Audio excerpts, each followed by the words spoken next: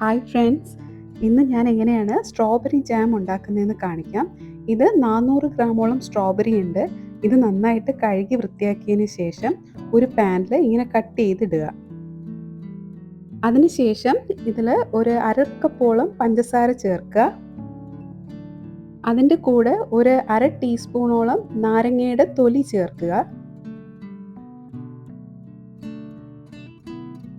അടുത്തതായിട്ട് ഒരു പകുതി നാരങ്ങയുടെ നീര് ചേർക്കുക. ഇനി ഇത് മീഡിയം തീയിൽ അടുപ്പത്ത് വെച്ച് നന്നായിട്ട് വേവിച്ചെടുക്കുക. കുറച്ച് കഴിയുമ്പോഴേക്കും ഈ പഞ്ചസാര എല്ലാം മെൽറ്റ് ആകും. അതിൻ്റെ കൂടാതെ ഈ സ്ട്രോബെറിയിലുള്ള വെള്ളം കൂടി ഇറങ്ങും. ഇടയ്ക്കിടയ്ക്ക് നമ്മളിതൊന്ന് നന്നായിട്ടൊന്ന് ഇളക്കി കൊടുക്കുക. ഒരു 10 മിനിറ്റ് കഴിയുമ്പോൾ ഇത് നന്നായിട്ട് സോഫ്റ്റ് ആകും ഈ സ്ട്രോബെറി.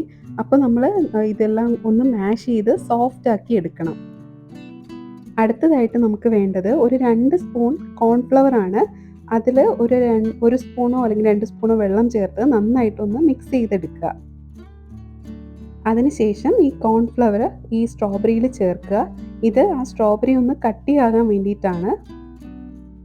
ഇനി ഇത് നന്നായിട്ടൊന്ന് ഇളക്കി കൊടുക്കുക. നമുക്ക് ആവശ്യമുള്ള കൺസിസ്റ്റൻസി ആകുന്നത് വരെയും നമുക്ക് നന്നായിട്ട് ഇളക്കി കൊടുക്കാം. സ്ട്രോബെറി ജാം റെഡി ആയിട്ടുണ്ട്.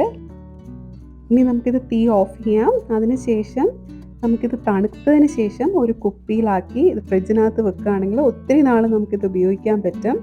ഈ വീഡിയോ നിങ്ങൾക്ക് ഇഷ്ടപ്പെടുകയാണെങ്കിൽ ഒന്ന് സബ്സ്ക്രൈബ് ചെയ്തേക്കണേ.